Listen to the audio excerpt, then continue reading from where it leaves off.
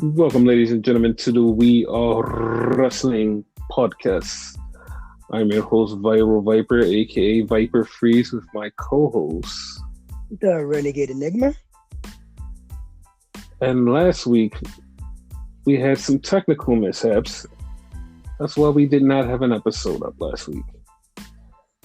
Yeah, we gotta do better on that shit. So this one will for sure be up. So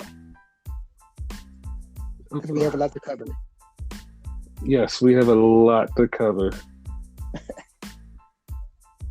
Seeing as though I don't remember what happened last week, we're just gonna fill you in with what's going on this week and fill in the blanks from last week.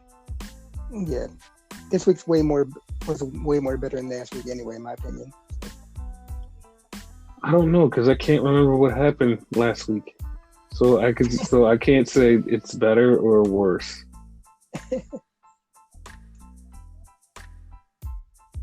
But yeah, where do you want to get started?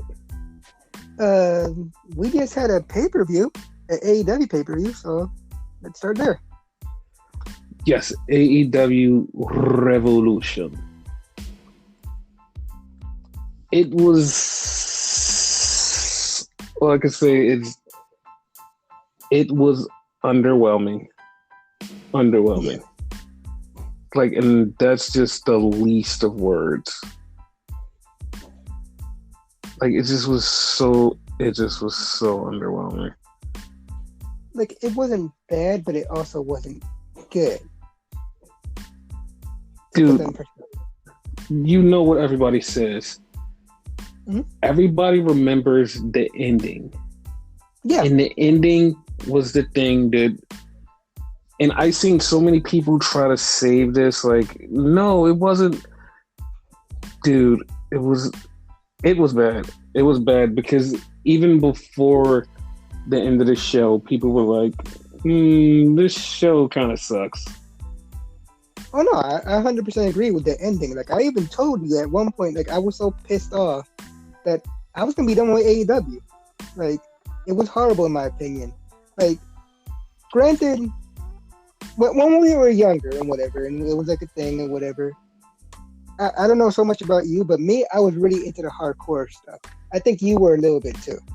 Yeah. And you know what I mean? I'm not so much anymore. I can't really stand it anymore. The last time they had a hardcore match in the AEW, it was disgusting in my opinion. But a bomb match, that was the best thing to me. That stands out in my memory for that type of match. And they tarnished it. Yeah, they didn't do a good job. Yeah. And I see so many people trying to justify it's no, the match was really good, but the ending just sucked. To be honest, if the ending sucks, the match sucks. That's all it is. Yeah, I agree with you, but not only that though, if you analyze it in perspective, it's supposed to be a bomb match, and you go back to what a bomb match is. Okay, it was three sides that had exploding barbed wire or electrified barbed wire or whatever. When you throw your opponent in there, it's supposed to explode, correct? Mm-hmm. It was such a minuscule explosion. What the hell? I've seen better. And then there was a spot where they had mine outside with two boards, one next to the other. How the hell you throw a guy at one and the other one blows up? Okay. This is how I'm gonna justify that. Okay, the board, the in-ring shit, the explosion in-ring, that was perfectly fine. To me, that was fine. I didn't have a problem with it. I was perfectly fine with it. Okay. The board outside, the one that you're talking about, totally unacceptable. Totally unacceptable. Okay. You put that too. Yeah, that right there was just you should have known it was going to be bad after that. As soon as you saw that and was oh, this is bad. You knocked it out of the park with the in-ring part. When they throw them into the ropes, it had good explosions. Bam, bam, bam. I was okay, this makes sense. When he went outside for that one, and he landed on that mat, and it was a dud of an explosion. I was like, oh, this doesn't seem like it's gonna be good. So I'm half right. I'm kind of being nitpicky with the ring. Yeah, you're being nitpicky with the ring because I actually did think the ring was one of the better explosions. Then, like, it was up there with like some of the good explosions. Okay. You can't do that like to a certain degree. They did it to a degree that was good enough. It was like it's in like that part is enjoyable. Like it was good. It was good explosions. Just the outside one when he threw him on the outside, it was like, dude, that was a weak ass explosion. It was fucking weak. Like you made the whole rest of it seem like carny bullshit. And like, I don't know, like they had a spot where it was like a barbed wire bat, but they had electrified whatever. Mm-hmm. How the hell did you do that? Like apparently it's an old school thing that I don't know about. Yeah, it was a barbed wire exploding bat. And I seen a lot of people kill it and go, oh, that sucked. It's like, dude, you've watched WWE do exploding dumb shit for years. Like, yeah, this was literally explained, so you should just accept it. Oh, okay. Like that part really didn't bother me. It just the fact, like, was that a thing then? Because they said it was. Yeah, it was a thing before. It's not. It wasn't. Like I said, it wasn't something out of the norm. Like I was totally like, oh, okay, I got it. Like that wasn't bad.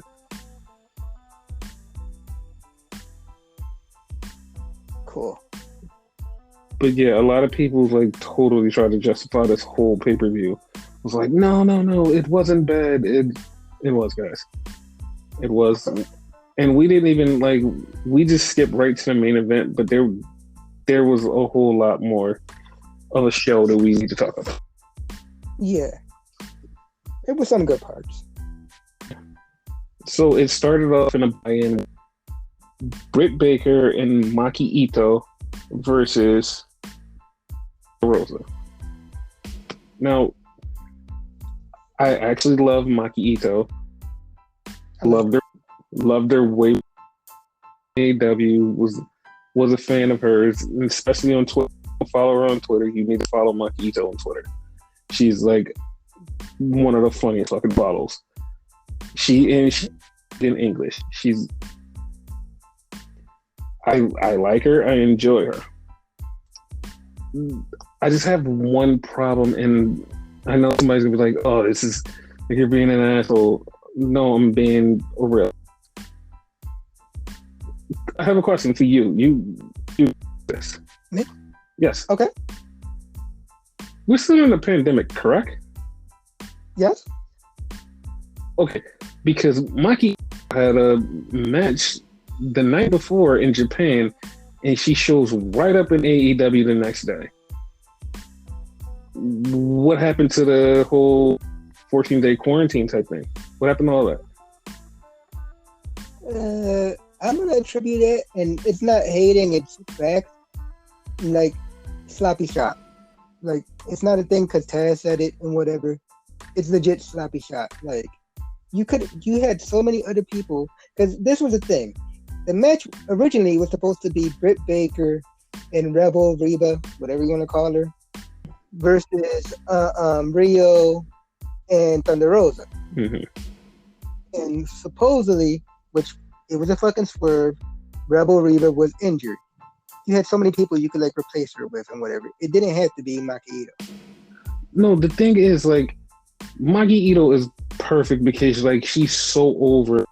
It's like she's perfect for the AEW crowd. I have no problem with her being there. The problem is we have like be a little bit safer. Like even if it was 7 days, I'd be like, hey, like that's fine. Like at least you quarantine for a little bit instead of just on a plane going right to it. And I know somebody's probably like, well, WWE does it. to my knowledge, everybody that he has brought over has been quarantining. Like right now, Jordan Devlin is in the process of quarantining. Though he said he's showing up, like he just said he's showing up yesterday, he's already in the process of quarantine. Like he's not near anybody, he's quarantining. And once he's, he'll just be a person over here in the world. And not for nothing, but AEW always pats themselves in the back for being like so safe and all that. You know what I mean? Hence the shot I said that Taz took and whatever. They're always patting themselves in the back. Like, okay, like you take tests, you wear masks, like you do social distancing to a point, but this wasn't it, Chief. Yeah, and I'm not on that AEW for this, but I'm just like to any wrestler. Like if you're taking talent from outside of the country, be smart, be fun. Yeah, like 100%. Just be like, okay, we can do it. No, be smart. We're still in a pandemic. If this was like 6 months from now, I wouldn't care because half of the world would have nobody would care. Just be almost back to normal, and everybody like, I don't give a shit. Like we're still in the pandemic. I know people don't act like it, but we still are, and that kind of bothered me. I'm not saying no, it bothered me too when you pointed it out to me. I'm not saying like, oh, she's bringing it over. No, that's not what I'm saying. I'm just anything happen, and you just have to be safe. I don't want to see anything bad happen. That's what I'm saying. Yeah. Bad happen, and I know no one else does it. So just like be a little bit safer. Exactly. But that's why I say they could have picked someone else that's already there. You know what I mean? I have no fan of her. I'm already a fan of her and only saw her twice. I like her. Yeah. Because what she did later, like, you know what I mean, with when we reviewed like the Dynamite or whatever, I love that shit. Like that made me a fan of hers for life. Yeah, like, but you her on Twitter, you would already be like, you would just, she had the dirtiest mouths, and she's just like, just no fucks giving. I'm gonna follow her after the show. She's like so adorable, but she's like the most horrible person. And like there was a situation like 2 or 3 years ago, and this was around the time I started following her, and this fucked up. Some dude, he really wanted like he's from women, like from just like wrestling women. So he reached out to her. He literally reached out to her. She gave him some panties, but she charged him high, like way high. And then she made fun of him after she got the money. I was like, wow. Like she literally was like, this dude is a creep, and he wanted to buy my panties. Yo, $10,000? Fine, here you go. I just made $10,000 off some. Oh my God. Like it was so funny because everybody saw the tweet that the guy made, and when she responded with just taking his money and then calling him out, it made him look so bad. And she just was glowing about it, and she was just being her little asshole self. And it's like, dude, like, you're a fucking legend for that. Like, you're just a fucking legend. But yeah, she's a fucking legend.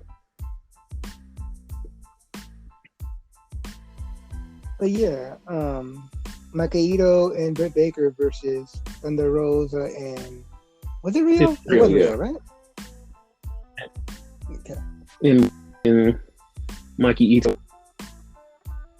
of course, which led to like other stuff later on, and also during Dynamite. Yes. Then we had the Young Bucks versus the Inner Circle, Chris Jericho and MJF. Everybody was like, "Oh my god, this match could go way better." Yeah, I'm about to say, everybody said, "Oh my god, this is so good." I was like, "No, this match could have been better. This match could." Yeah. Jericho took the pin, which led to MJF saying, "Hey, we need a better page. We need to talk about the Inner Circle," which we'll talk about later on. Something about Jericho said something about a war council. I have a gripe with Jericho. Okay. Why can't you just say we're having a meeting? Every meeting is like you make it some grandiose thing. War council, the meeting of the minds, or some bullshit name. I'm gonna tell you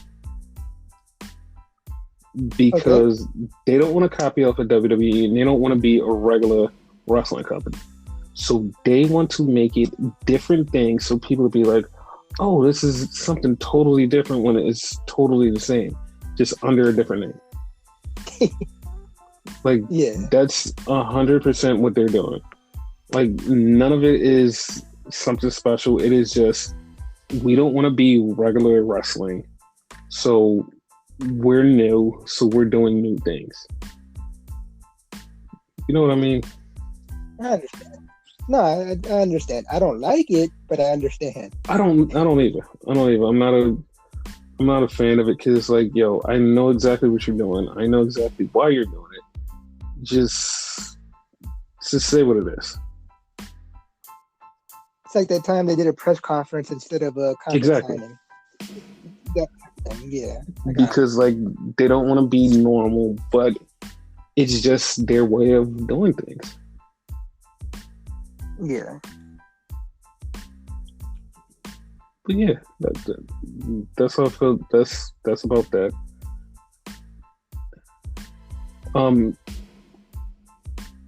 Then we had the Tag Team Casino Battle Royal, which Rey Fenix won. So him and Pac will be number one contenders. I like this match. I really did. Because it was different? Right. Yeah, like the concept was awesome. Like I don't know, like it was different. Like I don't think I've ever seen nothing like that, to be honest with you. I have, but it's all it was a tag team Royal Rumble, if you guys are wondering. It's a tag team Royal Rumble. Yeah. And you have to eliminate both members.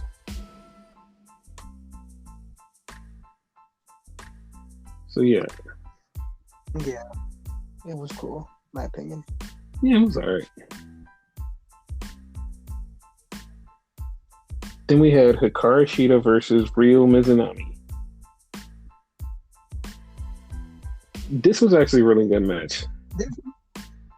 Yeah, I was about to say, I liked it. Like, the women have actually been stepping up over the last couple of weeks, especially in AEW. They have been stepping up for real. Yep.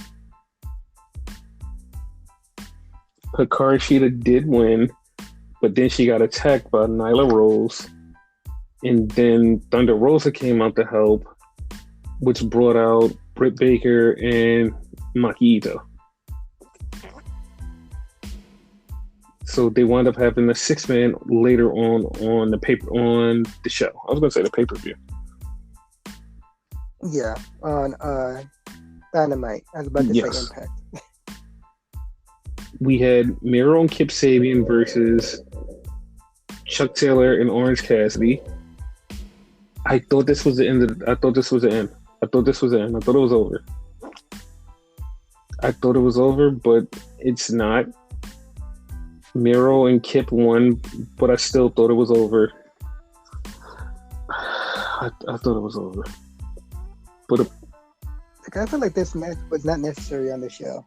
It wasn't. It was supposed to be like the big blow off, but yeah, that didn't happen. Yeah. Then we had Hangman versus Big Money Matt Hardy. And Hangman won.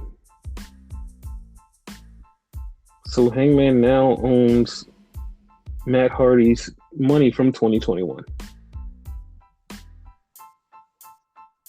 Which is about, according to a tweet / Instagram post, about $42,000.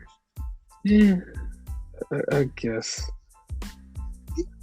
I don't see that, but like, okay, whatever. Then we had a Face of the Revolution match where you literally had to grab the brass ring to be the winner. I don't know if I liked or hated this match. We saw the debut of Ethan Page. That was a good thing. Yes. What you predicted? Like, the only thing that made me almost hate this match was Cody Rhodes. He got injured and then he made his way back to almost win, but he lost to Scorpio Sky. Yeah, like that was the part I hated about it. Like, I really hated that part.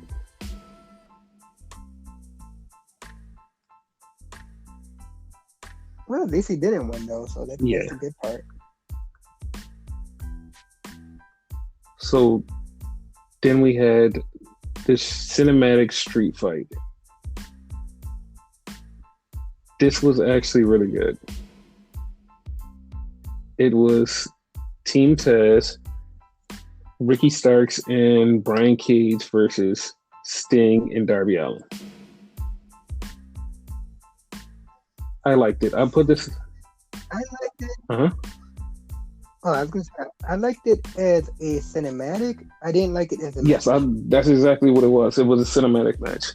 To me, that's all it was, and I liked it. Yeah. Like, I really thought this was like up there with what is his name? The Undertaker match. I really I thought this was up there with that. Yeah.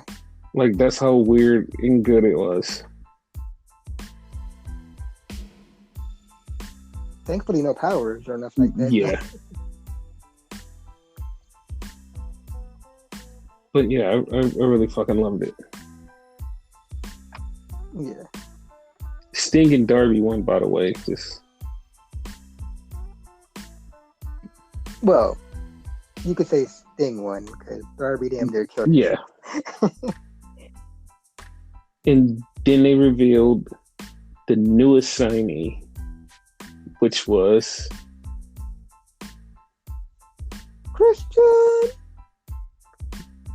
Christian Cage. Yes. Yeah. Like, I saw some people get mad about it, and then I saw other people that was okay with it. Which I popped, but the only reason I popped is because he had his I would say Impact, but TNA music. I was happy because it was this Christian showing up and he's gonna wrestle. Like, I'm happy about that. Yeah, I'm happy for him. I'm not sure how I feel about his gimmick. What do you mean? Like, the fact that he outworks everyone. He has a t-shirt that said that shit. So I'm not sure about that. Wait, you don't think he can outwork everyone? No, he probably can. It just I gotta see more of the gimmick. Like, it sounds like it's gonna be cheesy and corny. Okay, I actually think the gimmick is perfect. And if you guys literally followed anybody on Twitter, any wrestler on Twitter, you would know that this is not a gimmick he chose. Because when he showed up at the Royal Rumble, Dax Hardwood, about 40 other people said the same exact thing. Was like, holy shit, Christian outworked everybody in that match. Yo, did you see his footwork? Did you see his moves? Holy shit. All they were talking about was how good Christian was. This, all they were talking about. And I was like, yeah, you know what? He actually was really good. And Okay, so yeah, it and comes they from kept there. breaking down how good his footwork was, how good he looked in the ring, how and soon as his name was even mentioned, I knew exactly what it was going to be. I was like, okay, the way that they love Christian and the way that they talk about Christian, this is it. Like this is it. This is perfect. And yeah, Okay. that's exactly what I was thinking. So yeah, I was Okay. That's correct. I'll take you yeah, back then. because like I said, everybody that watched the Royal Rumble that are wrestlers was like, holy shit, Christian could go. Christian can go. That's why I was like, as soon as they said, yeah, Christian's gonna be the guy, I was like, well, I know that this is gonna work. This is definitely gonna work. You also Yes, predicted I that. did. And I know you guys are probably like, yeah, you didn't predict it. It was on the podcast, but you guys didn't get to hear the podcast because of the technical glitch. Yeah. Which, if you followed me on Twitter at Renegade Enigma, I gave him credit and like, yeah, this man deserves way more credit than he fucking gets. Yeah. And then I know we touched on it in the beginning, but the exploding bomb match between Kenny and Moxley. It was good in spots, but the ending fell short. Yeah. Not only because he actually cheated to win, which pissed me off. He actually cheated to win. Like, after the match, they had the bomb still go off. And it didn't go off right. I hated it. Oh, Eddie Kingston went out there to save them. Yes. So that's a face turn. So that part was okay. Yeah, but Eddie covered them because they thought this was going to be a big explosion. And Eddie wound up passing out. I was like, yeah. At first I was like, okay. Like, the bomb wasn't even that big. It was very small. It was sparklers, and that's it. And when he passed out, I was like, this isn't right. Like, he literally passed out. Like, that's not right. Somebody stop this. And they just went on with it like, oh no, he passed out from an explosion. I'm like, no, he literally passed out, like, passed out. Somebody please stop this. It was bothering me that, like, nobody wanted to fucking stop it. But yeah, Eddie's okay. He's okay now.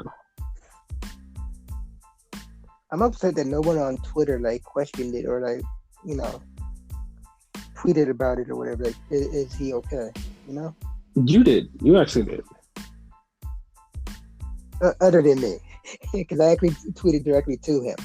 Yeah, nobody did. They was like, oh, he just played the role. And I'm like, come on, guys.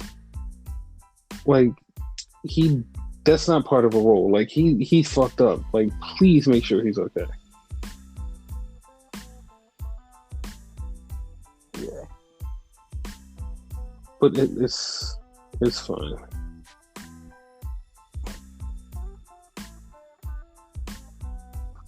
So the bomb match is fine. No, the bomb match is totally bad. It was totally bad. It sucked. It was bad. It was really bad. It fucking sucked. It's too bad. Like, if it would have been a real big explosion, I'd have been like, okay, yeah, this is awesome. But it wasn't. It sucked. That's what I'm waiting for. Yeah. So on to Dynamite. Okay. Cody comes out, he cuts a promo, and Penta cuts him off, and Penta's like, you think you're so cool, you think you're so bad. I'm gonna break your arm and you won't be able to hold your baby daughter. And so they started a feud. So I'm like, oh, okay, that's a thing. That was random. Very random. Ethan Page had his first match in AEW. Well, his first singles match. That's what I mean. First singles match in AEW. Yeah. And it went totally wrong. If you watched it on TNT, it went totally wrong. Like, not even a little bit right. Somehow, the basketball was playing during the match. So all you got was basketball coverage while the match is going on. And like it, you wanna know how bad that how was? bad? So you watched it live and whatever, right? And you saw Mm-hmm. it. So as our listeners know, like I watch it the next day when I can or whatever. I actually got to watch it finally. Yeah, I watched it on demand, and same thing. You think they would fix it because on YouTube it's fixed. You could watch the match perfectly Yes. fine. Like, yeah, but on fucking on demand, like it's all fucked up. And like, what the fuck? Yeah, it was bad. It was bad.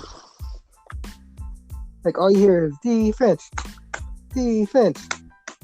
Yeah, it was totally bad, and I felt bad for Ethan Page because, dude, like he didn't deserve that. No. It was a total fuck up, and he didn't deserve that at all.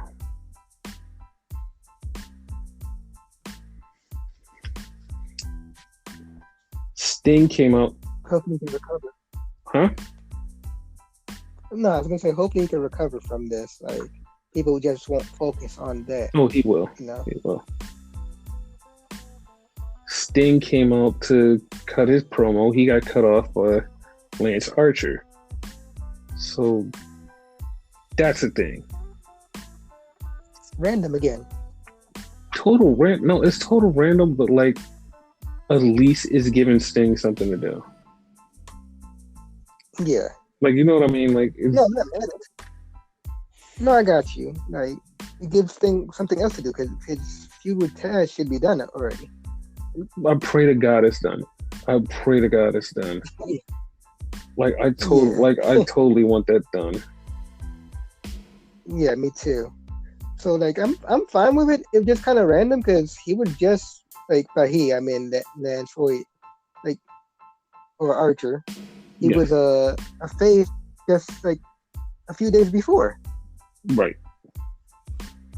And QT Marshall, who is like Lee Johnson's trainer, turned his back on the Nightmare Family. Mm-hmm. So that's twice because he did it on pay-per-view and then he did it there. Yes. We had Moxley and Eddie Kingston basically try to tell us what happened. And Eddie said he passed out because it felt like he was in jail and he, passed out. That's the thing.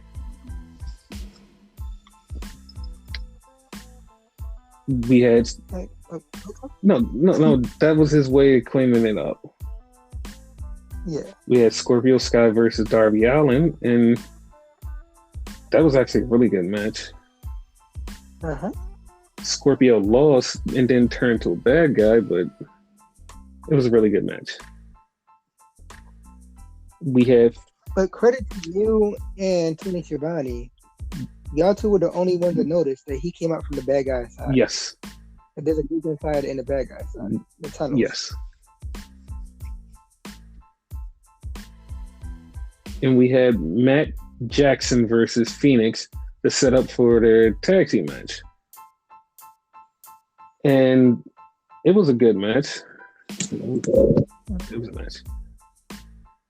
Then we had the 6-woman match, which was Britt Baker, Maki Ito, and Nyla Rose versus Thunder Rosa, Ryo Mizunami, and Shida. Yeah. And it basically all led to Thunder Rosa and Britt Baker having a fight, which they're going to have a no DQ main event next week. Yeah. The beginning of the match was hilarious though, because Makito was just sitting there singing while like all hell was breaking loose. Yeah, They cut off her music and everything, and she still was going. because like that's her thing, which is really funny because she was an idol, which for those of you, yeah, she was an idol before she became a wrestler, and like she does her stick no matter what, and like that is one of the funniest things about her. Yeah, like I'm a fan of hers for that now. Yeah. I love it. And then we were going to get a Christian promo, but Kenny Omega comes out, him, Don Callis, and the Good Brothers, and they start talking about the match that they had, and Eddie Kingston comes out. So Kenny starts to make fun of him. He puts the countdown on the clock. He goes to the ground and he says, "Don, 69 me." I was like, oh God, that was bad. I could have stopped it. I just put my head down. I was like, oh man, it was just so fucked up. And he did it, by the way. Yes, he did. He did. And then Kenny got up and was making fun of Eddie Kingston and said he was dry humping Moxley. And he told him, he said, "Hey, you want to take one free shot?" So Eddie was like, "Fuck it, why not?" He fucking laid him out. He fucking laid Kenny Omega out. And then Eddie starts getting beat up by the Good Brothers. Moxley comes out to help him. And Renegade says, they should have a tag team match next week. Lo and behold, they're having a tag team match next week. Is it for the title? No. Okay. This is a tag match. So Kenny gets up and Christian shows up. So him and Christian are in the ring together. He swings on Christian. Christian goes to put him in the unprettier. And Kenny gets out. And Christian picks up the title, which means Christian is coming for the title eventually. Yes. Then we had to end the show, the Inner Circle War Council. I'm not even gonna lie. I went into this literally going, I know where this is going. This is so stupid. Don't even care. Don't even care. They come out, they start talking, and Renegade goes, "Did Sammy Guevara show up?" Like, no. 5 seconds later, Sammy Guevara shows up. I was like, okay. So Sammy goes out and he tells Jericho, he said, "He's trying to play you." And MJF's like, "What? I'm not." So then Sammy shows a video that he set up that MJF talked to the rest of the Inner Circle and said it's time to kick out Chris Jericho. So Jericho's standing there with Sammy, and MJF says, "Now, Inner Circle, it's time to make your decision." And they look like they're going to go with MJF, but then they turn around and they're with Chris Jericho. So MJF is like, "Wait a minute, Chris. Like, Chris, this is how it's supposed to be." And so the whole Inner Circle is about to beat his ass. And he says, "That's okay, because I was forming an inner circle of my own." What? Wait, what do you mean? Yeah, I was fucked up. Then the lights go out. And then they come back on, and it's FTR, Tully Blanchard, Sean Spears, Wardlow. They just beat the living shit out of the Inner Circle. And I don't mean just beat the shit out of the Inner Circle. I mean they beat the living shit out of the Inner Circle. And then they powerbomb Jericho through a table. And they're all standing there, and it's like, holy shit, I did not see this coming. No. And the funny part is, on this podcast a couple weeks back, we were literally talking about who could be the next member of the Horseman team. Not one time we said MJF. Not one time. Evidently, he's the leader. Yes. Like, and I feel so weird because, like, but why didn't we think of that? Why didn't we think of that? Like, credit to AEW for this, because long-term booking, for those that don't know, it was such long-term booking on it. And probably things we still don't know yet that happened. Mm-hmm.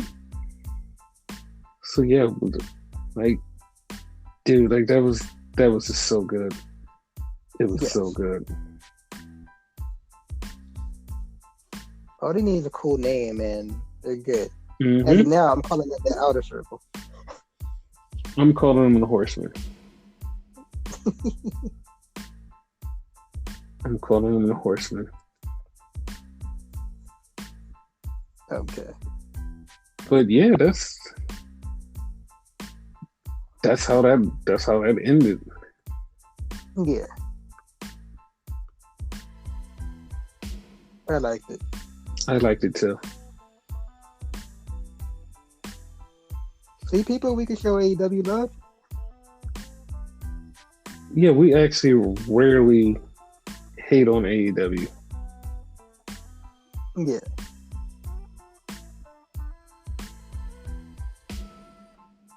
So, where you want to go next? Okay, like, since I haven't covered in a while, like, you want me to cover Impact? Yeah, go ahead.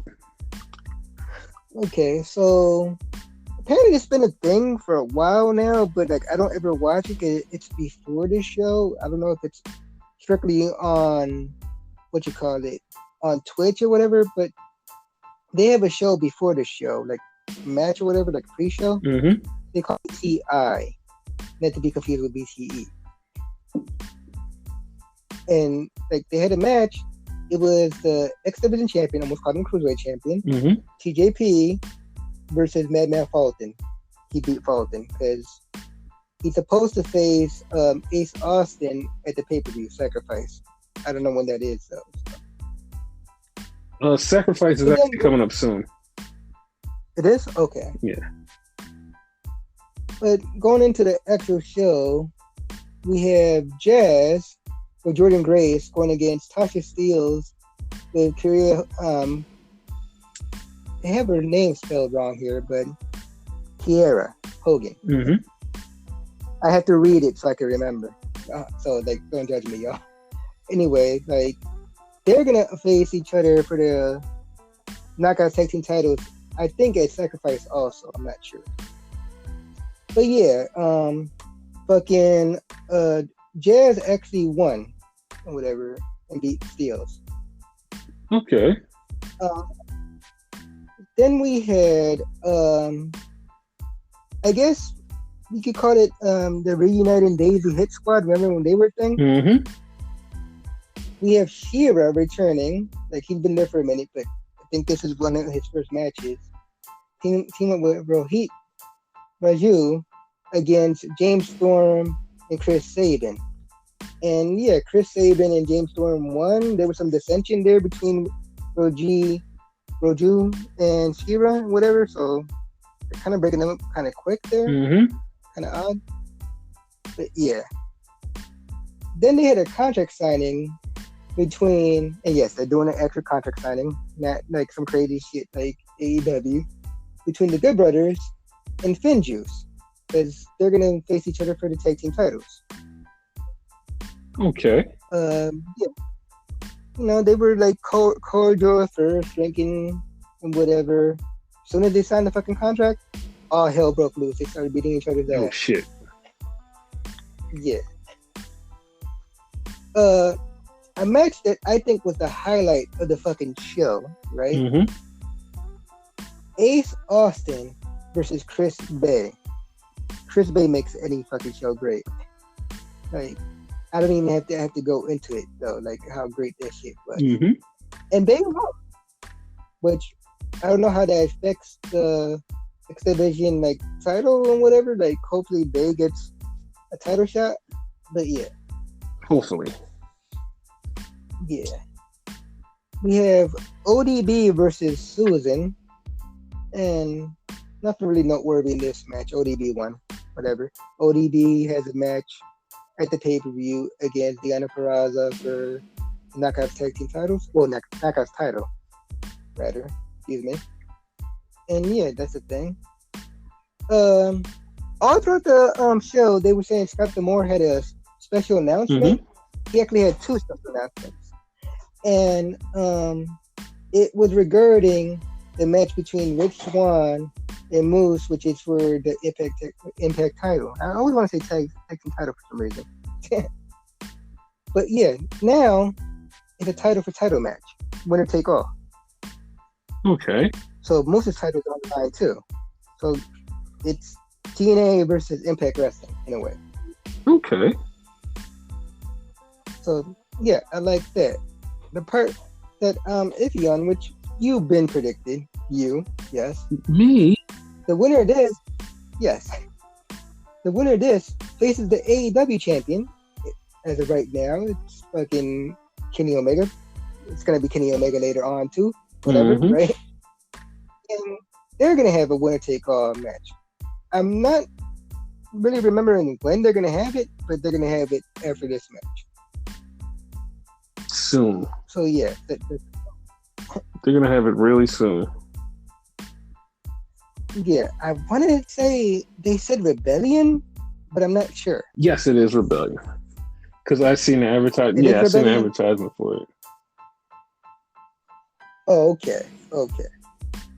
So yeah, you have a title versus title match at Sacrifice, and then you have another title match at Rebellion. Mm-hmm. I'm okay with it. I just have one little issue though. What is it? That TNA title looks beautiful. Like, it's gonna be dissolved. Yeah. Like, Moose ain't winning that. Because like the story is Kenny and Rich. So it's gonna be the Impact title. Out of the three titles, the Impact title is the ugliest, in my opinion. God damn. Well, tell them how you really feel. And then, Kenny's getting that, so you're definitely not getting the TNA title back. Mm-hmm. Like that's definitely how it's gonna happen. Unless there's some fuckery in the Kenny Omega Rich Swann match. Yeah, Kenny's winning. But what I mean by fuckery, like, Rich Swann is not winning the AEW title. I just mean maybe double DQ or something. Exactly. Yeah. Because Rich Swann is not winning the AEW title. I don't care what nobody says. I'm not shitting on Rich Swann. It's just not happening. No, it's not happening at all. Yeah. But yeah, that was Impact. Awesome. Yeah. How do you feel about like the title for title and then title for title match? Just out of curiosity. Oh, I know Kenny's winning. I knew this. Like earlier this year, I knew this was happening. Yeah, because you've been predicting. Yeah, Kenny's winning it. Any feelings on like the TNA title dying, or you don't care? It's not dying. Like both titles are staying alive. Like, well, like the TNA title is definitely gonna get absolved, but it's not gonna be bad. It's not gonna be bad. Oh, okay. Because like I've always said, why do they have both titles? Why is that a thing? Yeah. I agree with you. It's a nice title. It's a pretty title. Yeah, I just wanted to go. But yeah, where do we go now?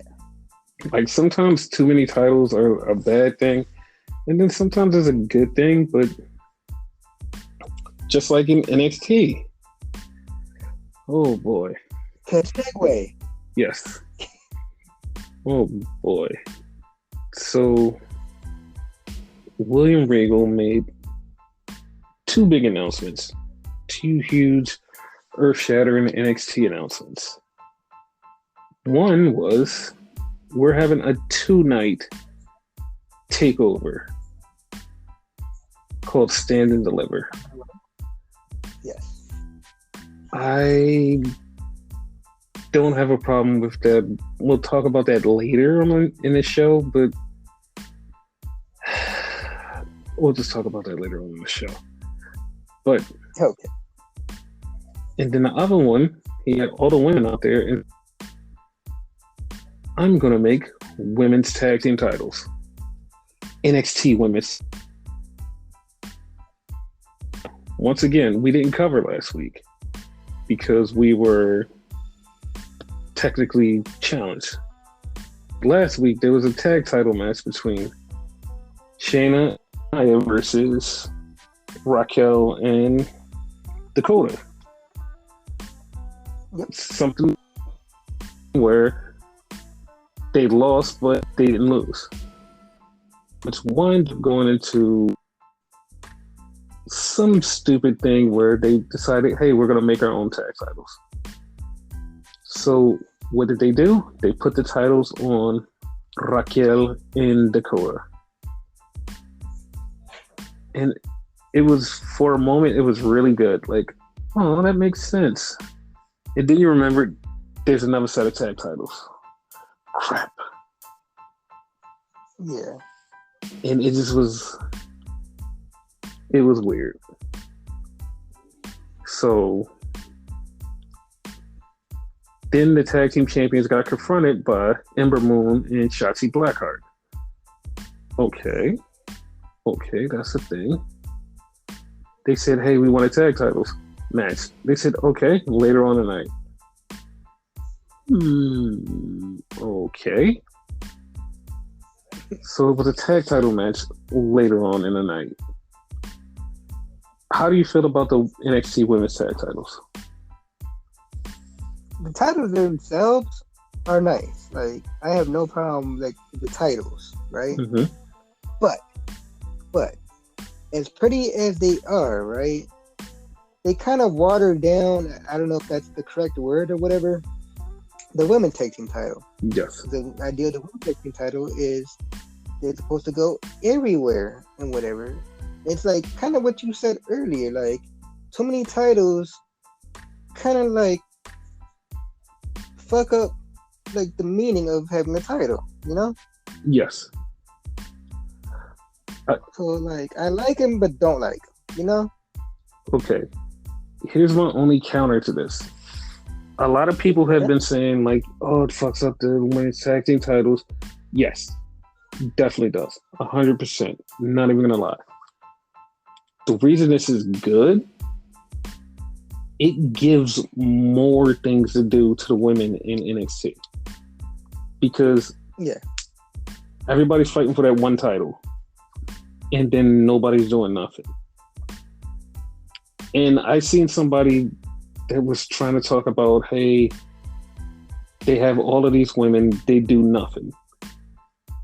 It was 4 different women's programs last night on NXT alone. And it's like, you're saying that they're not doing anything with these women, but there was 4 different segments with women in them.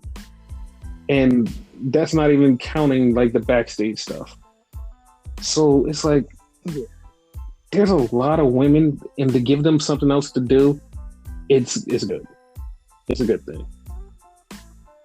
Like, there's not really a bad part to this, except for, like you said, the women's title being able to float back and forth. Yeah. It's the only thing.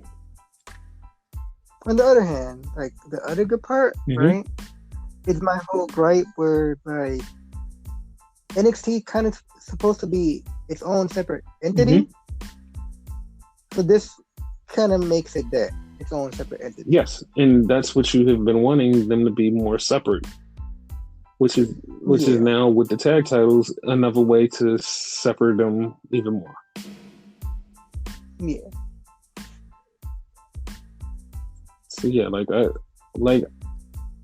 I do understand the whole too many tag titles, but yeah, this is kind of deserving. Yeah, I'm okay with Yeah. it. Wish I would have got my fucking trio title, but that's another story. Who's to say that you're still not getting your trios title? Right? Because yeah, you're gonna get your trios title, just not where. Oh shit! I forgot. I need to fucking be more detailed. Fuck. So then we had a LA Knight promo, and he got interrupted by Bronson Reed, which has been a thing for a few weeks. So yeah, I'm be glad when they fight. Jake Atlas fought Pete Dunne, and of course Pete Dunne won. Yeah, it was a good match though. It wasn't like a squash. Imperium is going to face Ciampa and Thatcher. I don't know how this is going to go because I feel like Thatcher is going to join Imperium. But the way wrestling is now, right? Like, I don't trust shit no more. I think, like, I agree with you. I think Thatcher's going, but Ciampa could go. Ciampa could fuck us all up and he could go. That's true. Like, I don't trust shit anymore. I don't even trust my own judgment. Then we had Toni Storm versus Io for the Women's Championship. I'm mad at the outcome because I know where this is going. Toni lost. Io still keeps the title. And we'll find out what that means later on. Yes. So then we had Kaden Carter and Xia Li. Xia Li beat the shit out of her. And then Casey Catanzaro got involved. Boa scared the shit out of her. And then the two of them limped away. How the fuck both of you limp away though? I don't know. That was fucking hilarious. We had Dakota Kai and Raquel Gonzalez versus Shotzi Blackheart and Ember Moon in their first tag title defense. Renegade asked a question: has there ever been tag titles or titles just been like defended in their first go around and lost after they just been introduced? I said, yeah, that's happened before. And right before our eyes, we watched it happen again. Because Shotzi and Ember Moon are the new tag team champions. The bad part is I still don't remember when's the last time that happened. It's been a long while, but it happened. Oh. So Ember and Shotzi are celebrating, and they go to the back, and all the women are happy for them, except for Candice and Indy. So that's going to be a match. That is the way. Yes. Jordan Devlin says he's on his way back. And I hope they hold it off to the 2-night takeover. Yes. Then we get the Grizzled Young Vets versus El Gato del Fantasma. This was fucking hilarious because it fucked me up and it made me happy because it fucked me up. So they're wrestling and two people in spacesuits come out. The week before, the two people in spacesuits who got beat up were Breezango. They got beat up by Legado del Fantasma. They beat the shit out of them. But the two dudes in spacesuits this week was MSK. And when they came out, they scared Legado del Fantasma because they thought it was Breezango. But then when they took their masks off, the Grizzled Young Vets got scared because they beat up MSK before. So it fucked everybody up. Grizzled Young Vets got beat up by MSK. And Elgato del Fantasma was like, oh, wow, they weren't here for us. Little did they know, they turned around and Breezango starts beating your ass. Like, what the fuck? It was one of those funny mind fucks that was just so awesome. Which to me, like, I pointed it out to you, but I'm not 100% sure. Mm-hmm. I think Breezango had on MSK like clothes on. They probably did. Like, they switched clothes. They probably did. And then we had the former women's tag team champions in the back looking all sad. And I had mentioned this earlier in the night, was like, Raquel Gonzalez pinned Io Shirai. Shouldn't she get a title match? And yeah, you did say that. Io walked right in and said, you, me, title match. It's like, oh, that's how that's going. Then we had Finn Balor versus Adam Cole, who gets to keep the Undisputed Era music. And you called that too. Yes. They had a really good match until Adam Cole got distracted by emo Kyle O'Reilly. I was hoping you would have said emo. Thank you. Yes, emo Kyle O'Reilly showed up. And emo Kyle O'Reilly scared the shit out of Adam Cole so bad that he got back in the ring and he wound up losing. So Kyle O'Reilly gets in the ring and beats the shit out of Adam Cole. They run off. And Finn's looking at them. And Finn just says, what took you so long? And he turns around and it's Killer Cross.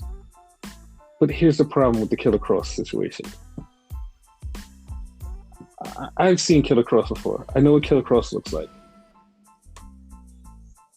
Why did Killer Cross look like a whole fucking monster? Can somebody... Like a week or so before that, he looked like a fucking cruiserweight. Mm-hmm.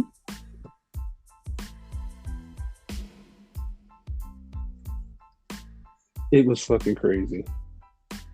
Yes.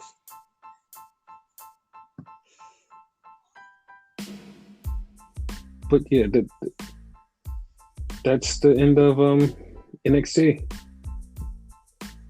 Yeah, but those are going to be the matches that are going to happen, like on this NXT, I assume. Yes. Fucking Adam Cole versus Kyle O'Reilly, and Kieran Cross versus Finn Balor for the NXT title.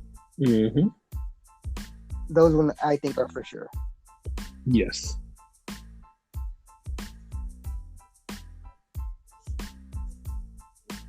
So yeah, NXT UK. Yes, sir. Tyler Bate versus Dave Mastiff. Which is called the Bomber now for some reason. I actually watched it. No, he's always been called the Bomber, Dave Mastiff. He's always been the Bomber? Because for Yes. some odd reason, I think they just edited it on recently. Okay. He's always been the Bomber, Dave Mastiff. Okay. Which is really... This was held under like the Cup rules. Heritage Cup rules. Yeah, Heritage Cup rules. Yeah. It was fucking awesome. Yeah. Like, he literally tried to kill him by accident. Yeah. I love that. What else wrestled on the show? Who won? Did you say? Oh, no, Tyler Bate won. Okay. Because he's trying to get his, what do you call it? Like, not streak back, but trying to get his mojo back. Because he's been losing, so he's trying to get his mojo back. So that's the thing. Due to him like doing this type of match, is he like trying to like face? I think it's A Kid that has it. Yes. The cup? Yes, he wants Okay. A Kid. He definitely wants A Kid. That don't sound right, but yeah. You know what he means. He needs a new first name, like seriously, because there's so many jokes you can do when you talk about him. Yeah, Go ahead. but he's after him. What else happened? Okay. Since I said new name, right? Mm-hmm. That kind of reminded me, right? It was this guy named Ben Carter, Yeah, one of our new signees. Ben. He changed his name. I don't Huh? like that. I don't like that at all. Because he's been wrestling. He literally Right. wrestled under Ben Carter for like 3 weeks, and everybody knows him as Ben Carter. Like this makes no sense to change his name. Like I want him to pull a Shaw Samuels and be like, "Fuck it, my name is Ben Carter. Don't change my name." I want him to pull a Shaw Samuels. That'd probably be a thing. That wouldn't be the first time. Like fucking Chad Gable did it too with the whole Shorty G Yeah, thing. I don't want him to change his name. Like as soon as he said he's changing his name, I don't want this at all. Like I don't want that. How do you pronounce the last name? Because it's Nathan, I think Fraser or Frazier. Fraser. How do you pronounce it? Fraser. Fraser? Yeah, I didn't like that. Like I didn't like that at all. Ben Carter, even though it's like a common name, it sounds better, in my opinion. Dude, everybody knows him as Ben Carter. Like when they signed him as Ben Carter. And like he was a standout Seth Rollins trainee. He wrestled at AEW for a while. And it's like, yeah, he's a fucking star. Like He got the look. I didn't like it. Like all of his matches have been great. Every one of them has been great. Like they have utilized him to a great degree in NXT UK. He's fucking great. I love him. Cool.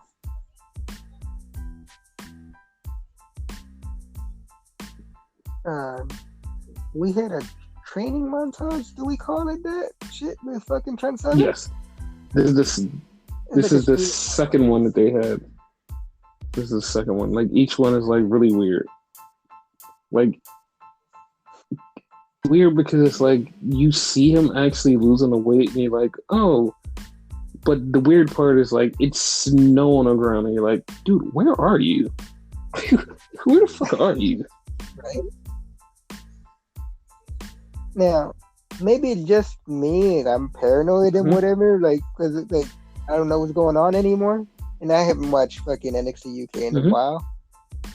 The way they was talking, right? He was kind of giving fucking what's his face, Tyler Bate, a lot of credit, which fine, like that's kind of like his little brother or whatever. I kind of got the vibe he might betray him. Maybe that's just me.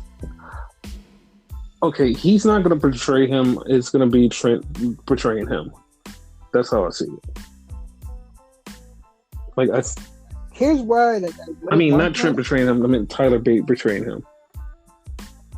No, that's what I meant. Tyler's going to betray him. Yeah, my bad. Pronouns. Tyler's going to betray Trent. Yeah, because I thought you was going the other way around or whatever. Like, I don't know if you remember this, but the reason it wouldn't work is because when they were in progress, it happened the other way around. Like Trent betrayed Tyler. Yeah, because Tyler is still trying to like get himself back on track, and Trent's getting himself on track. That's why I think Tyler's gonna betray him. Yeah, they're weirdly looking alike now too. Yeah, like more. But yeah, that was a thing. I really don't remember anything else. Do you? The mixed tag match. Piper. Oh yeah, but that was at the end though. Yeah, I don't kind of remember the tag. Okay, this is a mere. Wait, something I was Okay, so like obviously I've been watching UK for a minute or whatever. The Hunt. Are they broken up? No, remember I told you dude got injured. Dude's injured. Yeah, but then they beat him up. Because like he's injured. Like they can't do anything with him. He's gonna be out for a long time. So they had to get rid of him. Oh, okay. Yeah. Okay. Amir Jordan and what is his goddamn name? I want to call him Scotty Williams. But the other dude, His name's Williams. I know the yeah, last name's Williams. Kenny Williams, I think it is. Okay. He's gonna betray him. Yeah. Like 100%. he's been like every fucking week. He's been trying to say, "Listen, I don't want to be tag with you," and then they team together, and he's like, "All right, I'm gonna cheat to win." And like, dude's not getting a point. Dude is just like, "Oh, we're like." He even said, "Oh, we're gonna go for the tag team championships," and he goes, "Not so fast." It's like, dude, everything he's been saying is like he's been literally trying to subtly tell you, "I don't want to be a tag team with you." It's like, come on, dude. Like, come on. Like he's gonna get him when he least expected. Yes. Because they had a match against Mark Andrews and Flash Morgan Webster. Yeah, and like dude cheated to fucking win, and like Ramir was so upset. Yes. And here's the thing where I always talk about how much I hate Flash Morgan Webster because of his look. Oh, I thought No, it's just because of his look. Like he looks like a person now. Like he looks like a fucking human, and I'm like, oh, I actually see you guys as a good tag team now. Like he cut his hair. And he shaved that weird shit that he had on his face. Now he looks like a human, and it's like, oh, I actually enjoy you now. I like you. Brothers.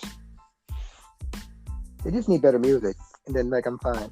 Yeah, I wouldn't be surprised if they showed up in regular NXT anytime soon. Hopefully 14 to 18 days. Wink, wink.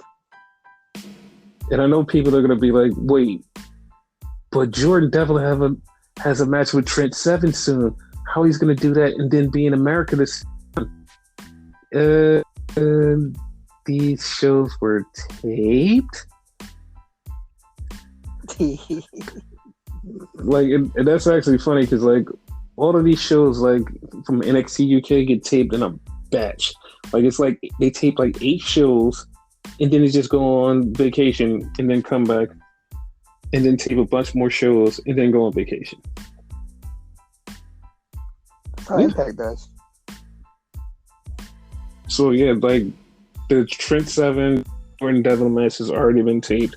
That's why Jordan Devlin is on his way over here. Cool. So obviously, like he won. I don't know. Like, I don't know. Because like, what if he actually listen? What if he loses? What if he wins the match against Santos Escobar, but loses the match against Trent Seven? Then he lost the title. Oh, well, yeah, true. But yeah, then the finish of the show was a mixed tag match, which was Piper Niven and Joseph Connor. I mean, no, Jack Starr. Fucking Jack Starr versus Jenny and Joseph Connors. Yeah, got it back. It was a really good match. I'm glad. That was actually like kind of surprised me because he's been a jobber for a minute. Like, not the first time I've seen him. He definitely been a jobber before. Like But yeah, like she picked him just like because he was standing there. She's like, you're my tag partner. Oh, okay.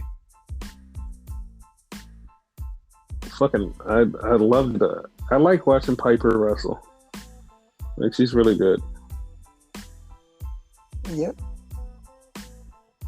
Like, they got the win. They beat Jenny.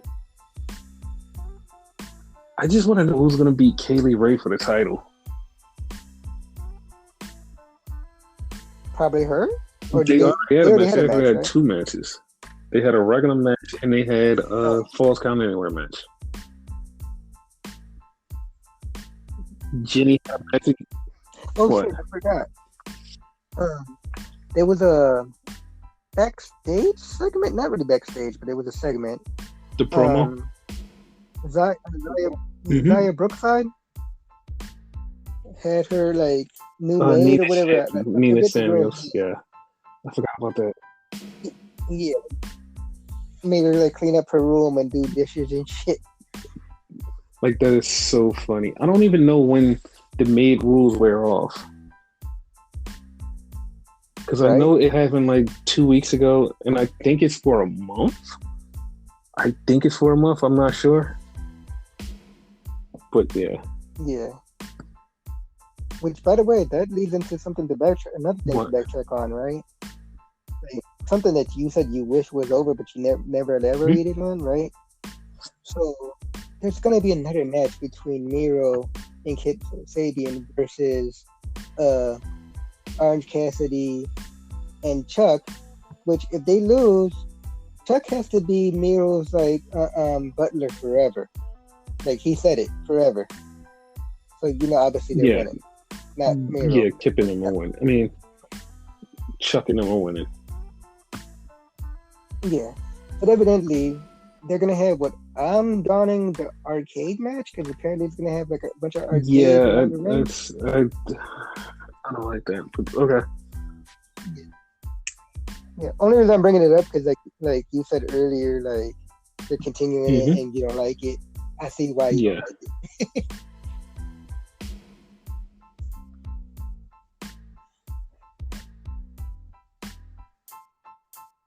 But yeah. Was that it with UK or no? That was it. That was it for UK. Okay. So the only thing left to discuss before SmackDown is Raw. I mean, there's MLW if you want to discuss that. Okay, like I really, honestly, nothing really was too surprising except for like the end. Well, the Injustice teaming up with the new guy. That was a little surprising. I didn't see that coming. I honestly Oh, you did? Okay. Yeah, I don't know why. Like he kind of fits. Is it because he's black?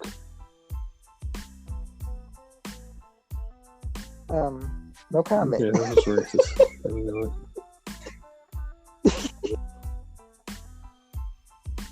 I didn't like the beatdown of Hammerstone by Milo Mortes.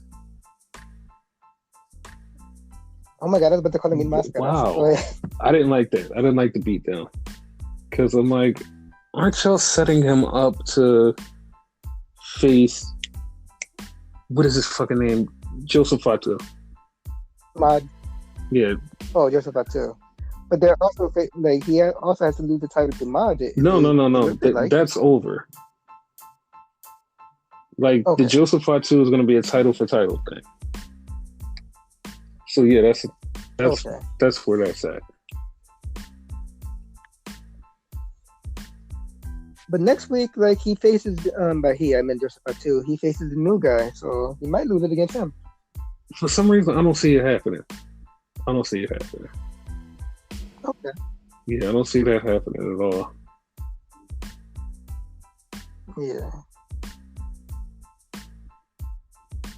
But yeah, that's really what was noteworthy about MLW.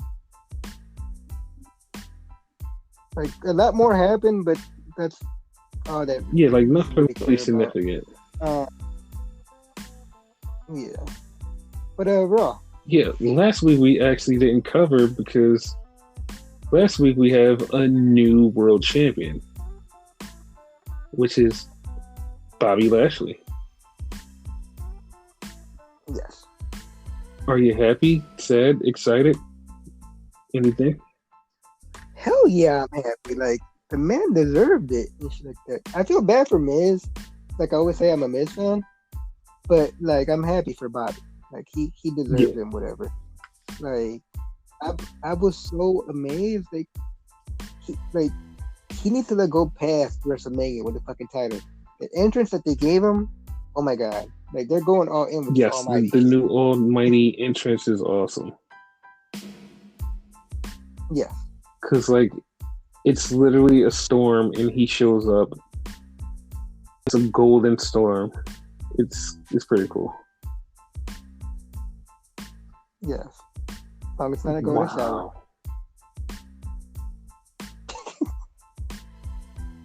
So this week he fought Miz again for no goddamn reason.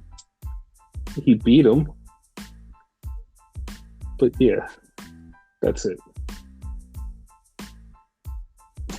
Like, can we put away this Miz saga? I mean, okay, why? No,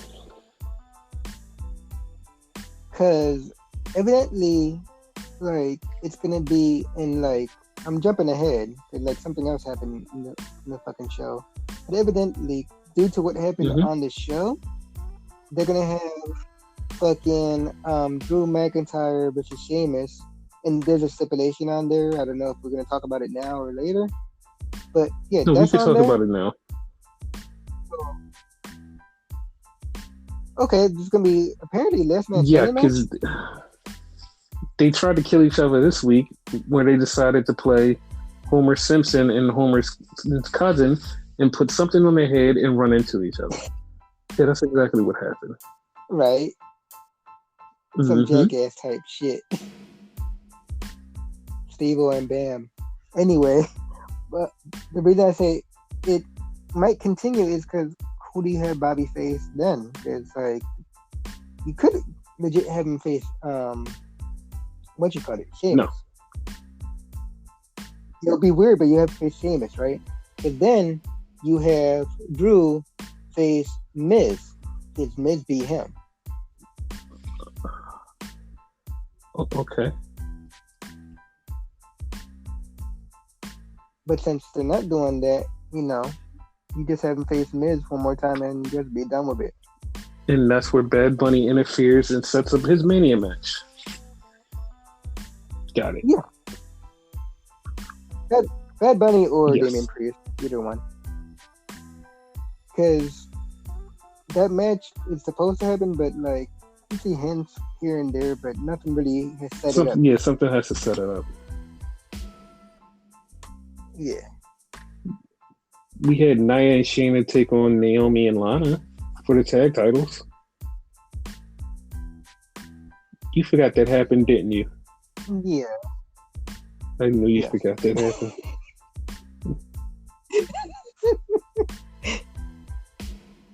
If you would have saw my face when you said it too. Like, yeah. That happened. Naomi and Lana lost, but like, don't worry. Nothing happened. We had Xavier Woods versus Shelton Benjamin, who Xavier and Kofi were dressed up as Mortal Kombat characters. Sub-Zero and Scorpion, to be exact. She looked awesome. And we had Braun Strowman be called an idiot about 5 or 6 times by Shane McMahon. And then Shane McMahon proved that Braun Strowman is an idiot when Braun tried to run after a car which Shane was not in. Like, I hated that whole thing. Like, it killed my brain cells. That's how bad it was. Well, at least it set up their match at WrestleMania. Matt Riddle. Yeah, Matt Riddle fought Slapjack, which sets up the match between Ali and Matt Riddle for the U.S. title soon. Is that next week or is that? It'll probably be at Fastlane. Charlotte says she wants to fight for the Raw Women's title at WrestleMania. Don't want that at all, but okay.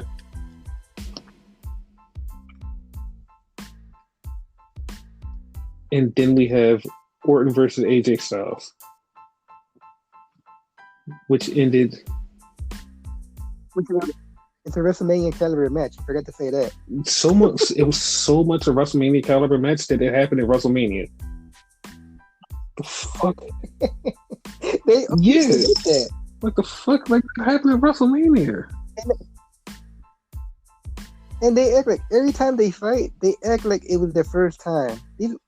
Tell me if I'm wrong. These motherfuckers legit face each other maybe like Yes, 10 times it already. happened on SmackDown. It happened on Raw. It happened at WrestleMania, and everybody just keeps forgetting it happens. Next draft, they're both getting drafted to NXT, and it's gonna happen on NXT.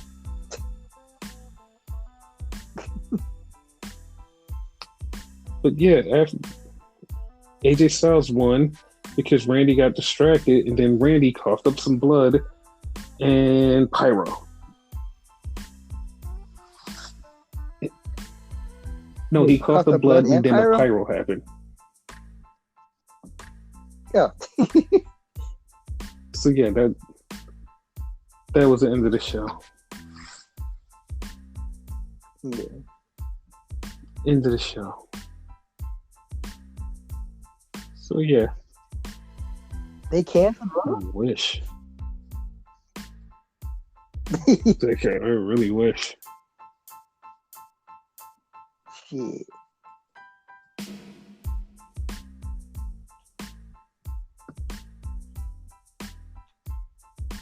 But yeah. Yeah, Smackdown.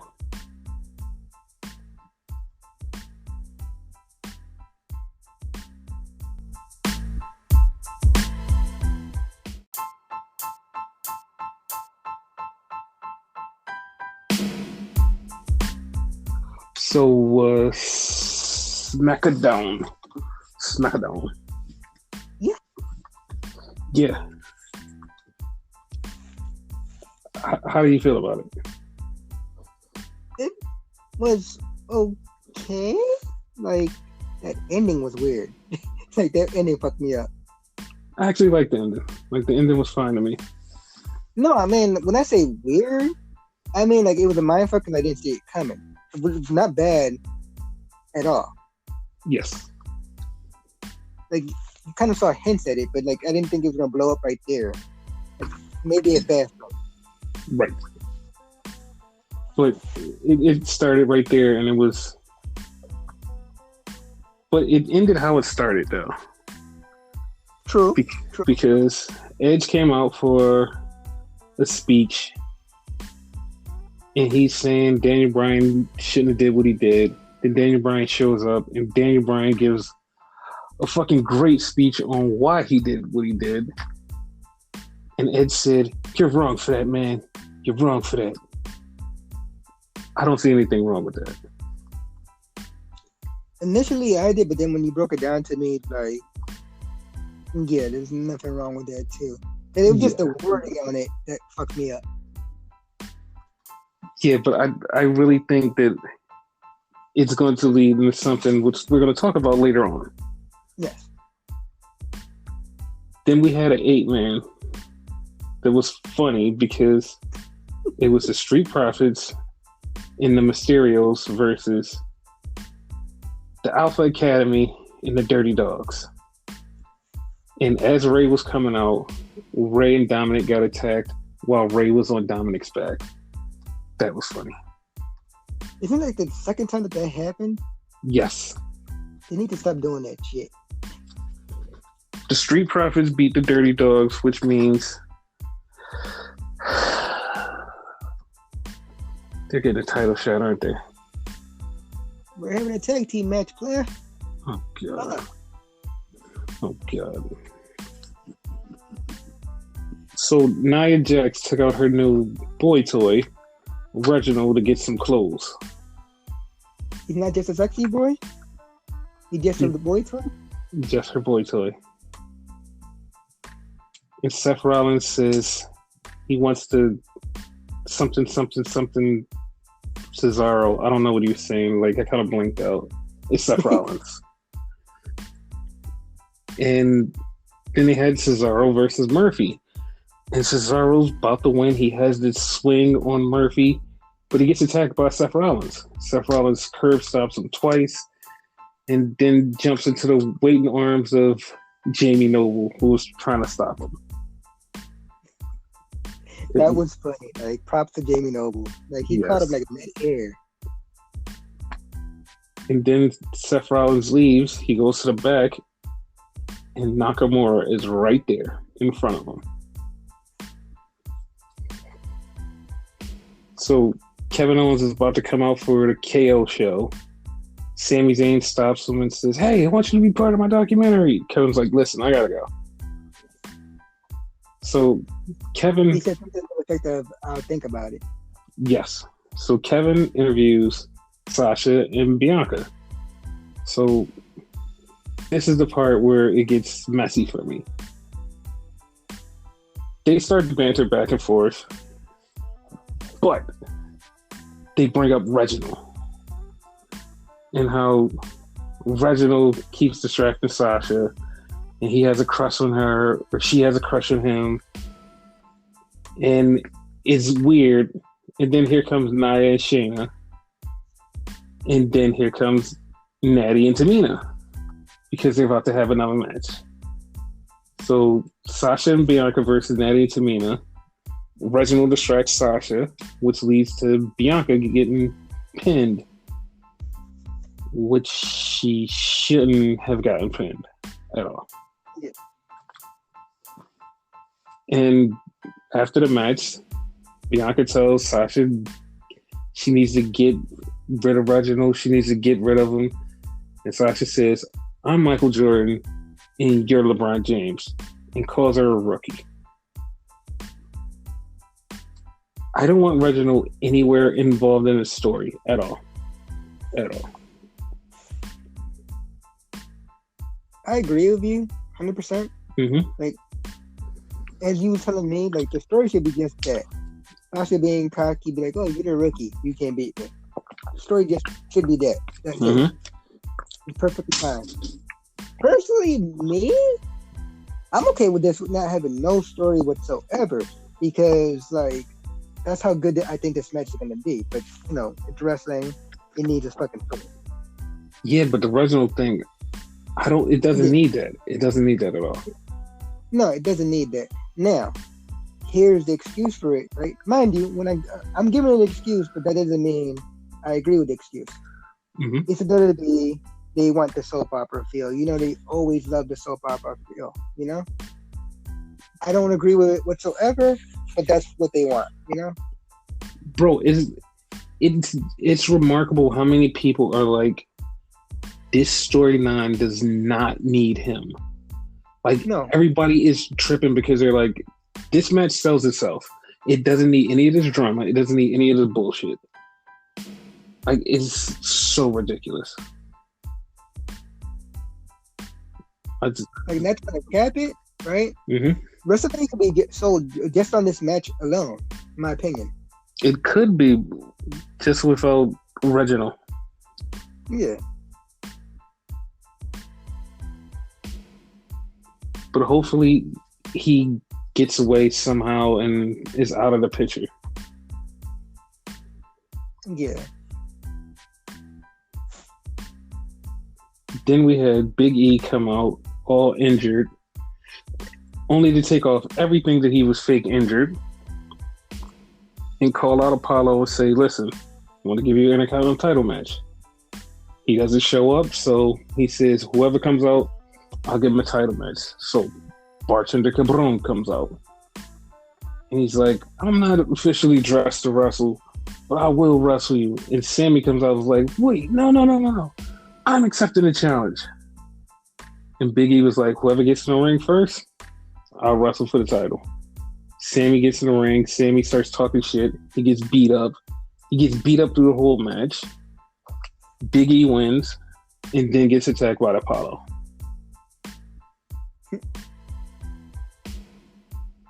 Edge cuts a promo on Jey Uso and tells him he shouldn't be the little dog. He should be more than that. Then we have the contract signing. And the contract signing is Roman versus Daniel Bryan contract signing. And Daniel Bryan just pisses him off. Roman says, "I'm not signing a contract." So Daniel just pisses him off until he signs the contract out of anger. And then Jey Uso gets mad. He says, yo, I'm going to be the referee. But then Edge comes out and was like, no. Next week it's going to be me and you. And the winner becomes the special guest enforcer. Okay. That's from this one. Yes. So all four men start brawling in the ring. And Edge pushes Daniel Bryan away.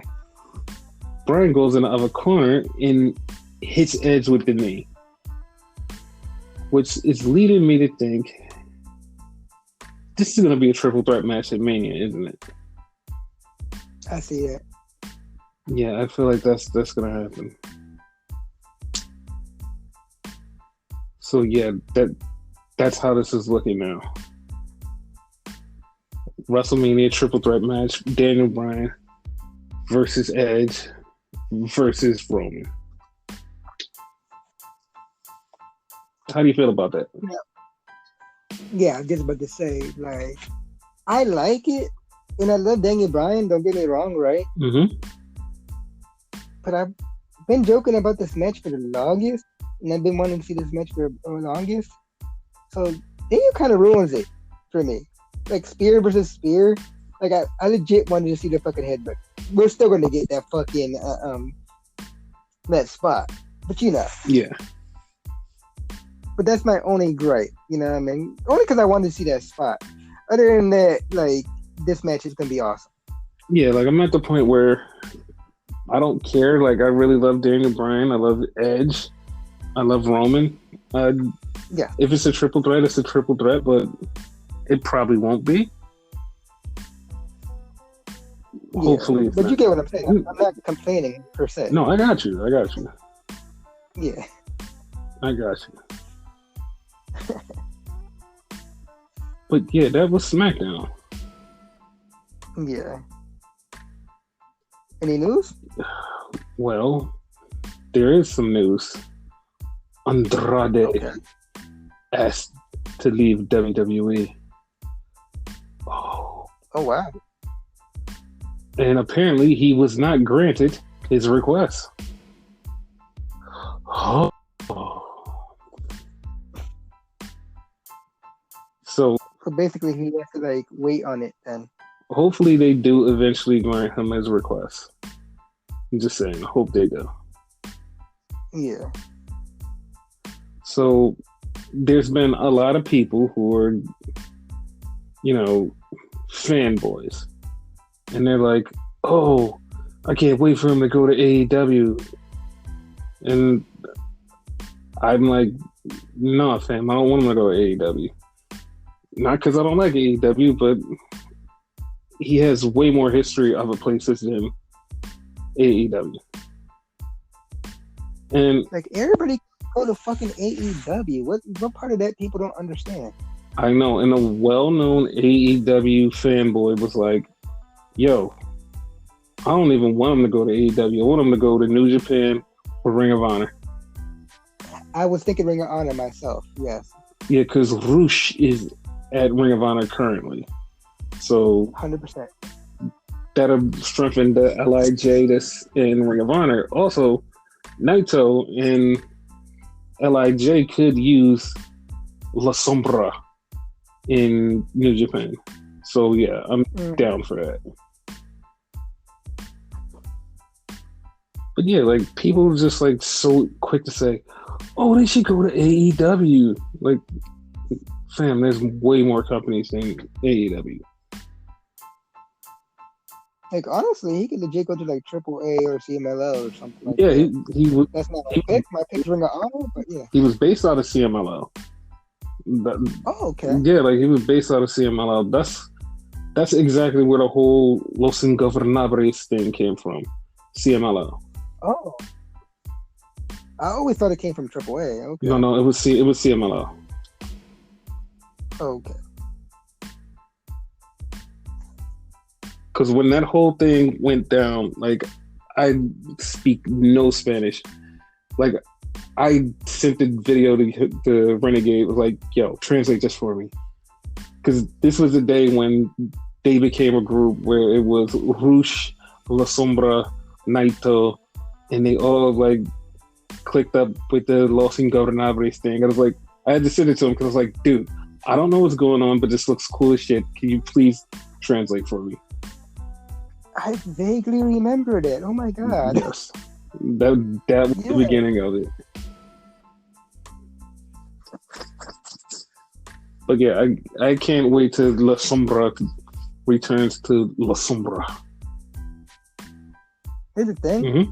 Did he lose his mask, or was that just a WWE? No, he lost his mask. He lost his mask right before he came to WWE. And I don't know. So he really come off the mask. Right? Yes, because this is a weird thing. Because this even happened with Santos Escobar. Remember, like, we watched that AAA show when he lost his mask and he spoke English. Yeah. And I said it to you. I was like, dude, I think he lost his mask because he's going to WWE. And 6 months later, he wound up in WWE. Yes. It's usually a thing where, like, if somebody loses their... I know it's a tradition in Mexico where they lose their mask.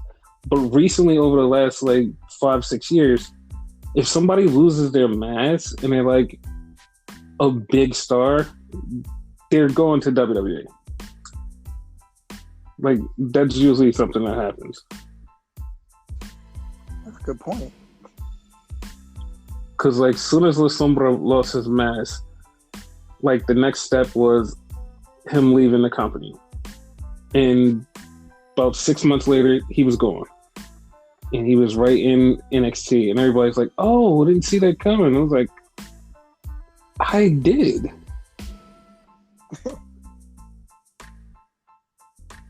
You said the same thing about Santos Escobar, too. You saw that one. Yeah, because, like, as soon as he lost that match and his son did the cutthroat, threatened the person he lost to. Yeah. That's the only reason I remember that match. That's the only reason I remember that, because I was a kid. Like, that shit was so fucking hilarious. Because, like, they did a little documentary after that match, and, like, Santos was speaking English, like, perfect English. And I said it to you, and I was like, dude, he's going to WWE. Like, this was too random. Like, these two, occurrences back-to-back was too random. And lo and behold, 6 months later, in WWE. Like, I feel like the accent that he's using is like a fake accent. Yes. Yes, it is. He did not talk like that when we watched the fucking documentary. Not at all, because he has a straight up English accent. Andrade, on the other hand, he has a thick accent. Yes. Like, his is real. Speaking of Andrade, who is not Andrade, but related to Andrade, I think, right? Okay. Isn't he related to Andrade, or is he related to Angel? Who? Humberto Carrillo. It's Angel. Okay. Because Humberto Carrillo looks like the Incredible Hulk now. Yeah. Yeah, someone pissed him off. Yeah. He hulked up.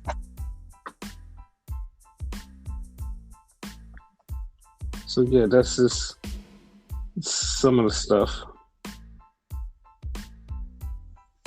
Like, it's crazy. When he showed up, he was like skinny as shit. Like, you could tell he was a cruiserweight. Now it's like, what the fuck?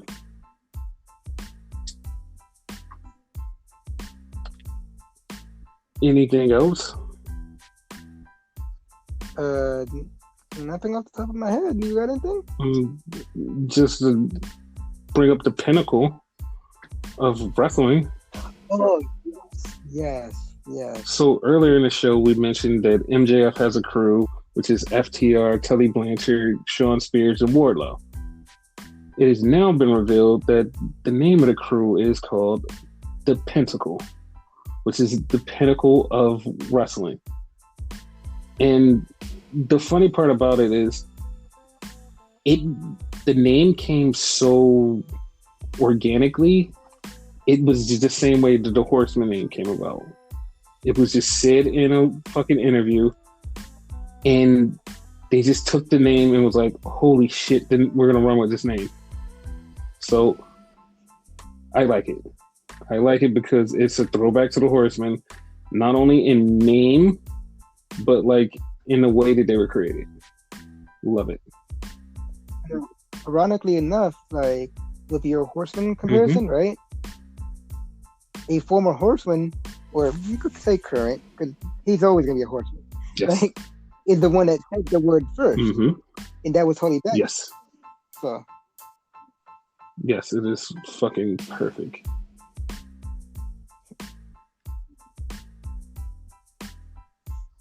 So yeah, they got their awesome name. So yeah, no longer the outer circle that I said.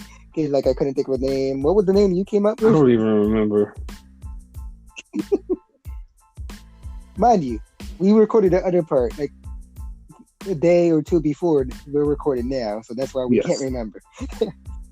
But if you're listening, you're like, oh, you just said it earlier. Yeah, so that's why I had to point that out. Oh, little thing, like it's obvious, but I feel like I have to point out to some people. So earlier, like in the podcast, I had said that Impact Wrestling announced that the match between Moose and Swan was going to be a unification match, right? Mm-hmm. And then the winner of that is supposed to face Omega in his title for title.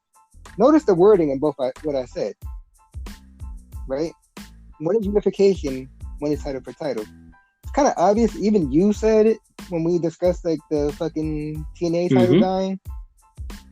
They kind of confirmed it now.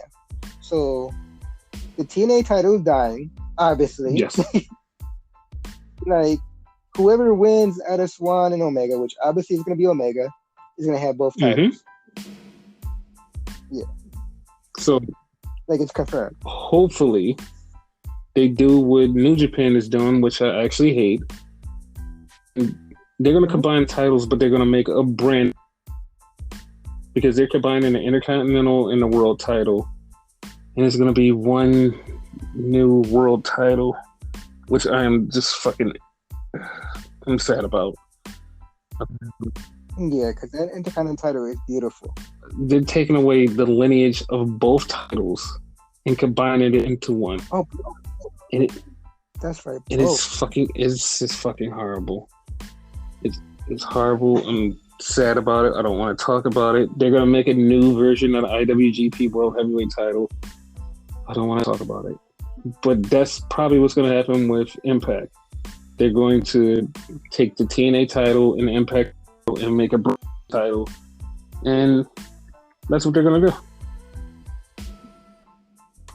So then, like, is the IC title dead? Yeah. Then, yes, it's dead. the purpose. Unfortunately, it's dead. It's dead. All of the lineage to it, all of the everything about it is gone. Like all the title holders, all of the lore to it, it's done. It's dead. It's gone. There's no more to it. I mean, it doesn't help things because like that belt been through so much. That not the IC title, it has, but like I'm talking about the world title. But then making a new title, at least it's kind of surviving in at least namesake. No, you know what I mean? No, because the lineage of both titles does not exist anymore. Like the way it was explained, neither title has any lineage. It's literally from Ibushi on is going to be a whole new title reign of everything, which means everything is just dissipated. Like that made it even worse. Like, first off, killing the Intercontinental title was just bad in itself. It's like that title has so much lineage to it. Like, even though it's been around since like 10 years, it means a lot to a lot of people, especially people who have been watching the product since that title has been around. They know about it. They know the lore behind it. They know everybody that's held it. They know how important it is, how big of a thing it is, how it basically put Nakamura on a map as like this big Yeah. entity. And, like he was a champion before, but like the Intercontinental title is synonymous with him. And like even the current one where Naito was synonymous with the Intercontinental title because of what happened with him not getting picked for the title in main event, and because of that title, it's so much lore to that title, and it's just going to all go away and never be heard from again. It's so. It was so respected that there was kind of a, I don't know if I'm using the correct word, but controversy. Like fans were upset when they started to come up with the concept of the U.S. title. Like, why have the U.S. title when you have this title over here? But like they still love the Intercontinental title way more than the U.S. title because it literally would cruel some of the shows. It was that big of a fucking belt. Yeah, people were legit upset about the U.S. title. They got over it, but it still can't beat the IC title. Regardless. Yeah, it's just so bad. And the Intercontinental title was so big of a deal that WWE actually changed their Intercontinental title to be white and look just like the New Japan Intercontinental title. Yeah. And a lot of people did not know that, but that actually was a thing.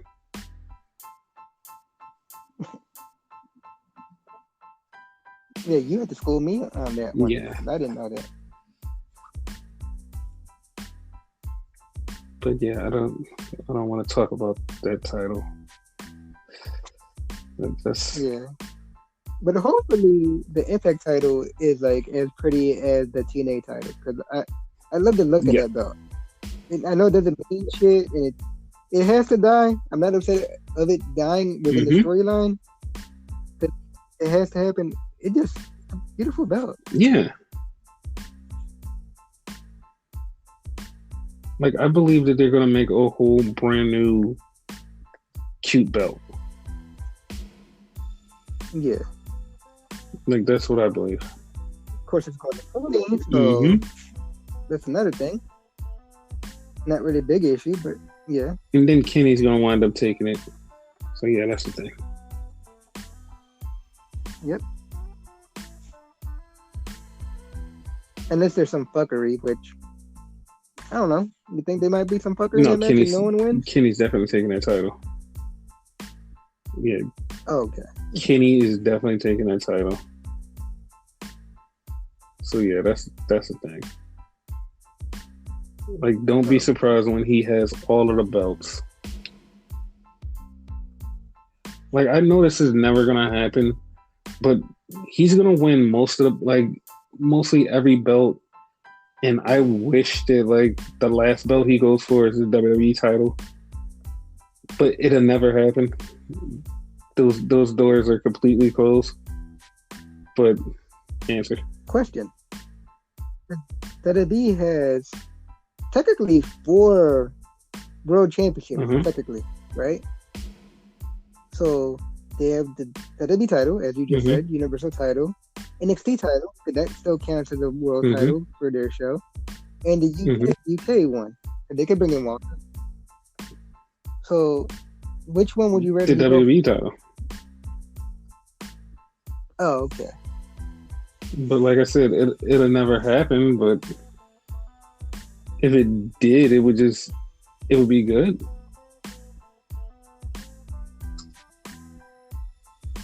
Pretend you're the booker, because like you're good at writing and whatever, right? What would be like your dream match for that? Like, how would you do the scenario? Like, first of all, it would have to be title for title. Yeah, it would be definitely title for title. What title would, like, at this point, like, with book break, Omega would have all the belts, right? What belt would he put on the line against the WWE title? All of them. All of them, or just one? Because he would basically say, since you are the biggest company in the world, I'll put all my titles on the line against your one title. And of course, you would have him versus Roman, which would be a Versus Rock. perfect Okay, match. got you. Like, here's the thing: like, the only correct win would be for Kenny to win. But the thing is, WWE's not going to play fair and be like, "Nah, yeah, we're going to let it happen." But the only correct answer would be for Kenny to win, and it's not because Kenny deserves it. Kenny does that because it's the right thing to do. It would be the right thing to do. Have Kenny win a title. He has all the titles. Now he's invincible. You just had to find somebody to start beating him and taking the titles away from him. Yeah. Okay. And then who do you It think would depends. be able to beat him? It depends on like who could step up to be a star. In Who's built yes. around that time, I guess? And the first thing first, he would have to lose each title separately. And if every company was smart enough, they would build up a challenger and be like, okay, this is the challenger. This is who we're going to make lose to Kenny. I mean, beat Kenny. Kenny does his thing. Then we finally get him to start losing to people, and he starts losing to all of these people. Even WWE could have somebody really cool and be like, all right, listen, this is the guy who's going to beat Kenny. And it could be just somebody like randomly out the blue. Like, oh shit, like that guy. Oh wow, that's pretty awesome.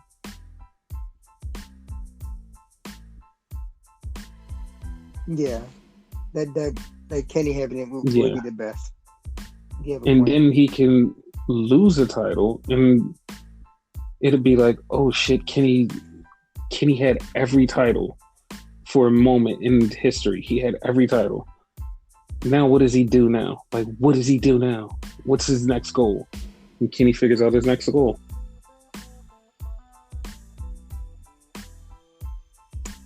Question: since you said he will win every title, yes, because I actually see that coming soon.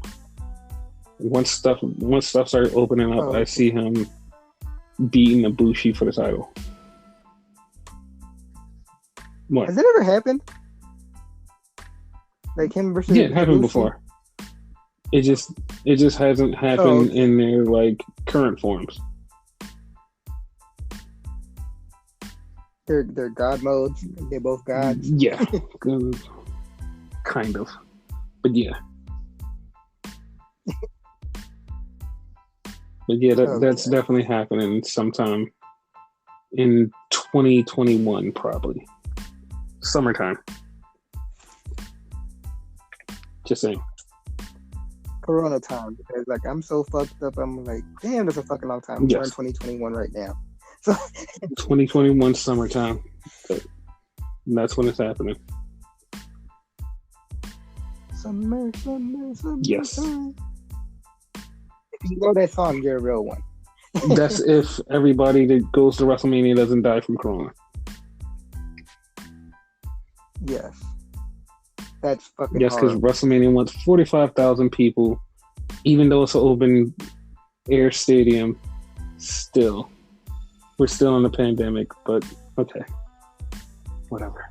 A lot of fucking people. Not only that, they want 45,000 people for both days. That's a lot of people and a lot of Corona chances. Yes. So yeah, that's the thing. Cause question, like, this actually dawned on me, right?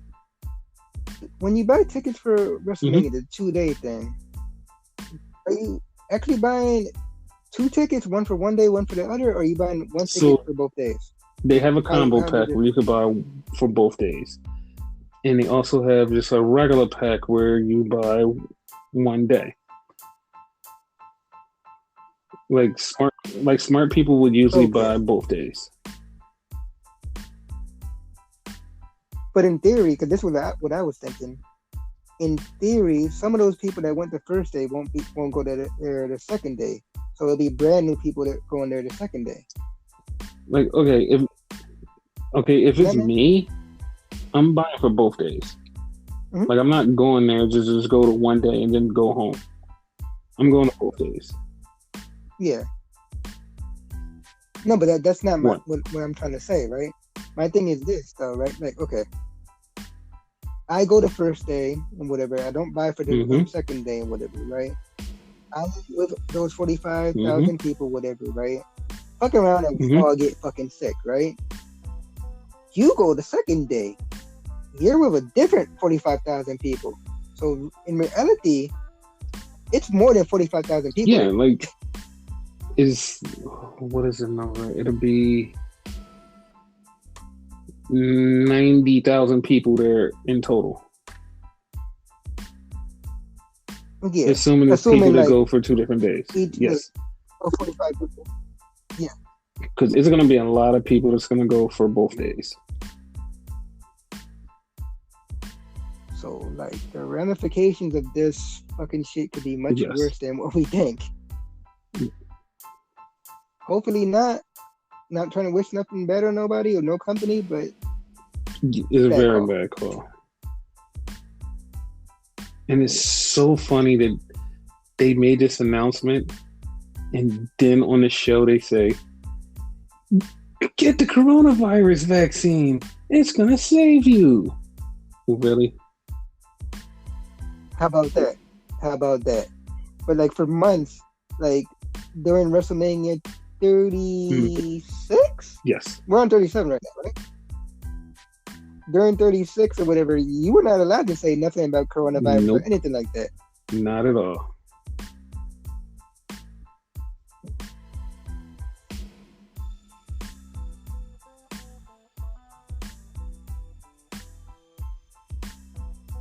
Shit. But yeah, like soon as this one comes up, we're gonna have a bunch of people in the stands. Get your vaccine. Seriously. This is what you do.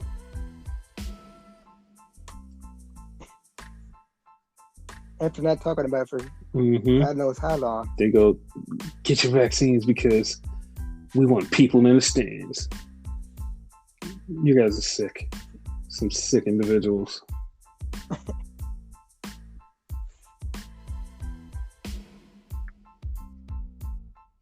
Yeah, get your vaccines as long as it Mm-hmm. helps us. If it doesn't help us, That's exactly the what they way were I took thinking. Horrible people. Yeah. and it's a Horrible, man.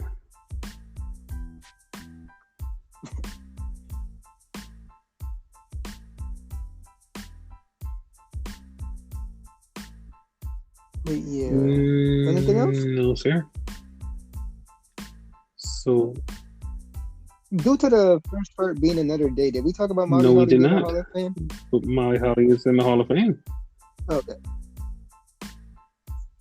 Yeah. We might have said it, and like people are like, "You already said that, you losers." Hey, listen, shut up.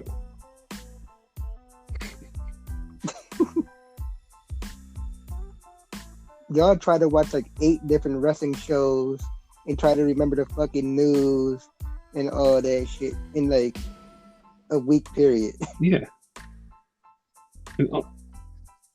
And mind you, half the shit we watch Yes. is horrible. And we had to cover last week. We watched fucking Cool And we had to cover last week because of a technical glitch. Yeah. And we watch 205. We don't report on it, but we cover it. Like, that's a shit show. That's a fucking shit show. They got 8 people wrestling, and it's the same fucking 8 people. It's just horrible. What is it? August Gray, Kurt Stallion, the Bollywood Boys, Everrise, Sean Davari, Mansoor, Chandabar, Tony, Mansoor, Tony Nese. Yeah, that's it. Those are the only people. And this is every week.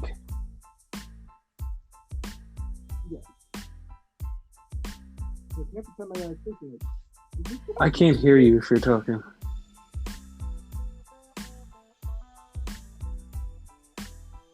No.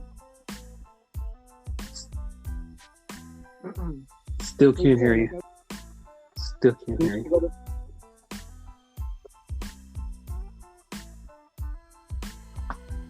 Now I can hear you. Okay.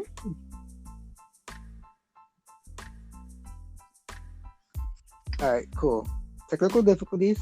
Anyway, like I always question it. I'm like, did we already watch Yeah, this? it's literally the same show over and over and over and over and over and over to the point where you're just like, yo, just please end this show. Please. Please. Please. So if y'all ever wondered like why we don't cover 205 Live, Exactly. that's why. Exactly.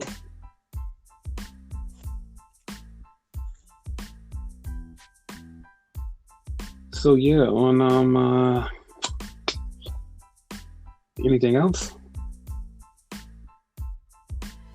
No, sir. Okay, yeah, well, I guess fuck that shit.